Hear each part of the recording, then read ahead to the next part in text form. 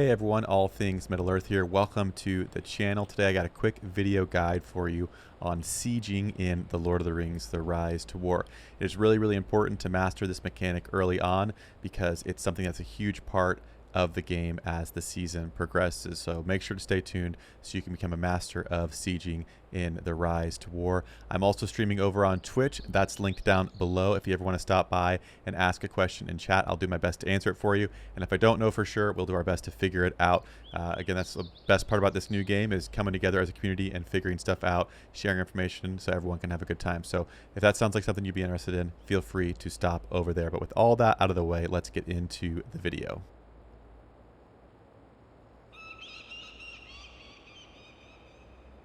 All right, so when talking about sieging, first there are two distinctions, two different types of tiles, I guess, in the game we'll call them. Number one are just land tiles. Any land tiles that don't have actual structures on them. So whether it's 1 or even all the way up to 200, these structures have defending armies, but if you look here at this green bar right here, there is only 1 health, so you don't need to do siege damage to capture these lands. If you've played at all, you know as long as your army is strong enough to defeat the defending army there, you capture that land, you get that. For all the tiles I've captured like that, just got to get my army strong enough, go in there. If I do, then I get it. So those are the land tiles. The other types of tiles in the games are things like crossings, ruins, control points, landmark structures, all that kind of stuff. Stuff that looks a little bit different, like these crossings here. And if you look at this, these have defending armies, sometimes multiple, most of the times multiple, and they also have all of this health here.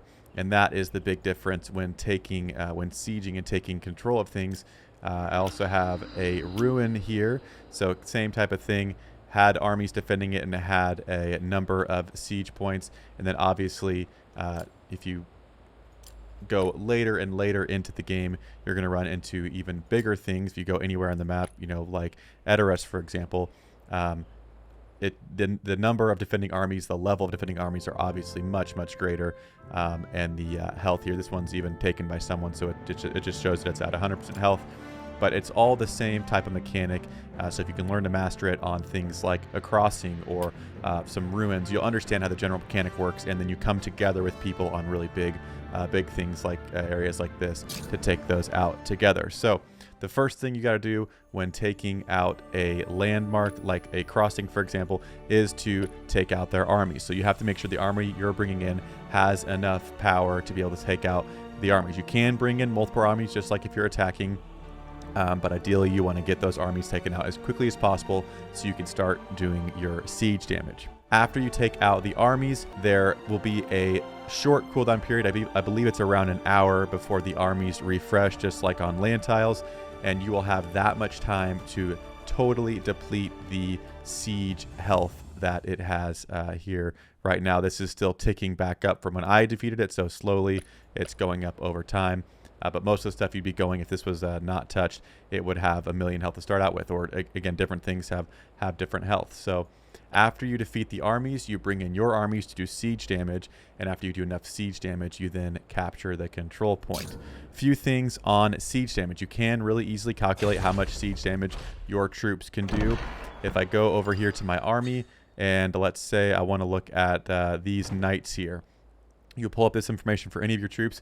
Siege damage right here, it says 22 for this specific unit, and it's per unit. There aren't any rounds when you're sieging like that. It's not per unit per round or whatever. It's really simple. So again, if I bring in 1,000 knights with a commander and they do 22 siege damage, they will do 22,000 damage. So whatever the siege number is, just multiply it by the number of troops. So in this case, if I was calculating for this army, I'd say, okay, I've got 465 multiplied by 22. That's the siege damage for my knights. I do the same thing here for 10 multiplied by 1,868.